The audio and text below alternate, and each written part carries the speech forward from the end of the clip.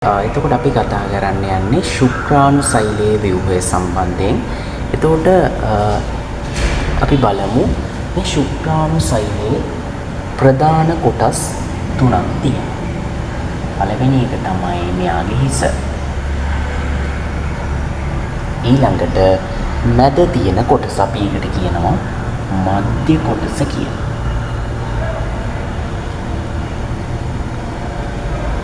ඊළඟට මෙයාගේ වලිගය.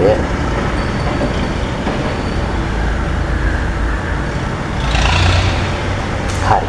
මේ බලන්න. එතකොට මේ ශුක්‍රාණු සෛලයේ ප්‍රධාන කොටස් තුනයි හිස, මධ්‍ය කොටස, වලිගය. ඒ වගේම ඔයාලා මේක නම් කරන්න ඕන. මෙන්න මේ හිසේ තියෙන මෙන්න මේකට අපි කියනවා හිසේ කෙළවරෙහිම තියෙන ව්‍යුහයට කේන්ද්‍ර දේහය කියලා.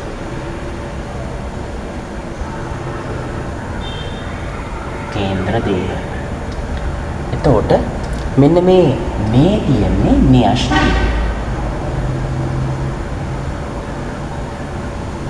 ඊළඟට මේ මධ්‍ය කොටස තුල මේ රවුම් වගේ තියෙන්නේ මයිටොකොන්ඩ්‍රියා.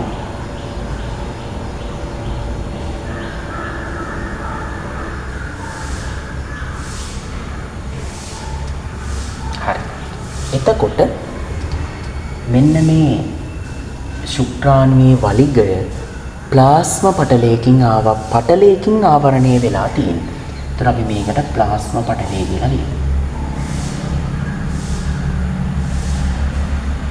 හරි. මෙන්න මේ කොටස් ටික නම් කරා නම් ප්‍රමාණවත්. හරි. එතකොට අපි මේක පැහැදිලි කරද්දී මේ විදිහට තමයි පැහැදිලි කරන්නේ. ශුක්‍රාණුවක ප්‍රධාන කොටස් තුනකි. පළවෙනි එක තමයි හිස, ඊළඟට මධ්‍ය කොටස, ඊළඟට වලිගය. හරි. ඊළඟ කාරණය තමයි හිසෙහි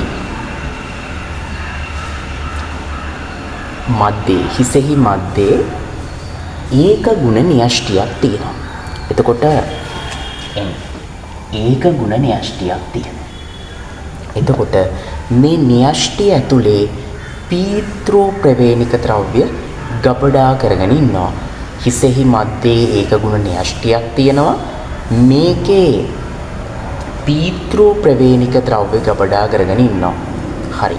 ඊළඟ කාරණය තමයි හිසෙහි පූර්ව ප්‍රදේශයේ කේන්ද්‍ර දේහය කියලා ආශයිකාවක් තියෙනවා. හරිද? මේ ආශයිකාව ඇතුලේ තියෙනවා ජල විච්ඡේදක එන්සයිම්. උදාහරණ ට්‍රිප්සින්, හයලුරොනිඩේස් වගේ ජල විච්ඡේදක එන්සයිම මෙන්න මේ ආශයිකාව ඇතුලේ තියෙනවා. එතකොට ඒවා වැදගත් වෙනවා සංසේචනය වෙද්දී ඩිම්බේ තියෙන පිටත පටලය විනිවිද යන්න. දැන් ශුක්‍රාණුවයි ඩිම්බේ සංසේචනය වෙද්දී ඩිම්බයේ පිටත පටල විනිවිද යන්න මෙන්න මේ එන්සයිම වැදගත් වෙනවා මේක ඇතුලේ තියෙන. ට්‍රිප්සින්, හයලුරොනිඩේස් කියන එන්සයිම තමයි මේකේ අන්තර්ගත වෙන්නේ. හරි. ඊළඟට මෙන්න මේ මධ්‍ය කොටස ඇතුලේ මයිටොකොන්ඩ්‍රියා විශාල සංඛ්‍යාවක් තියෙනවා. ඒතකොට මේ මයිටොකොන්ඩ්‍රියා වැදගත් වෙනවා මේ ශුක්‍රාණුවට චලනය වෙන්න අවශ්‍ය ශක්තිය ලබා දෙන්න. ඊළඟට මේ ශුක්‍රාණුවේ වලිගය කියලා කියන්නේ දිග කශිකාවක්.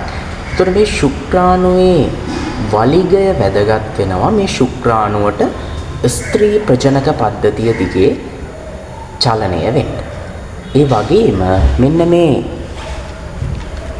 වලිගයේ තියෙන්නේ මේක හැදිලා තියෙන්නේ ශුද්‍ර නාලිකා වලින්. ශුක්‍රාණුවේ වලිගය හැදිලා තියෙන්නේ ශුද්‍ර නාලිකා වලින්. මේකේ තියෙන්නේ ශුද්‍ර නාලිකා